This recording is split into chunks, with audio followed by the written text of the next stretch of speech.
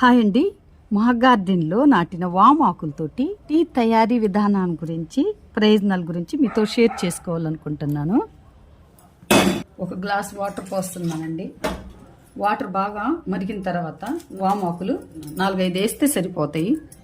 Daily morning empty స్టమక్తో తాగటం వల్ల ఊపిరితిత్తుల ఇన్ఫెక్షన్ నుండి ఉపశమనం లభిస్తుంది. మన శరీరంలో గ్యాస్, ఇతర జీర్ణ సంబంధిత సమస్యల నుండి కూడా ఉపశమనం లభిస్తుందన్నమాట. శ్వాసకోశ సంబంధిత వ్యాధులను కూడా నివారిస్తుందన్నమాట. ఇది డైలీ తాగటం వల్ల కొలెస్ట్రాల్ కరిగి వెయిట్ లాస్ అవుతారన్నమాట. రైన్ సీజన్ లో వచ్చే జలుబు, దగ్గును కూడా మాయం చేస్తుంది. ఈ విధంగా సిమ్లోనే సన్న మంట మీద మరిగించాలి.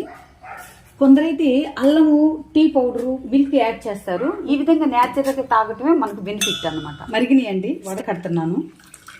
కొందరైతే రుచి కోసము తేనెని, బ్లాక్ సాల్ట్ ని, నిమ్మరసాన్ని కలుపుకుంటారు. నేనైతే తేనె మాత్రమే యాడ్ చేస్తున్నాను.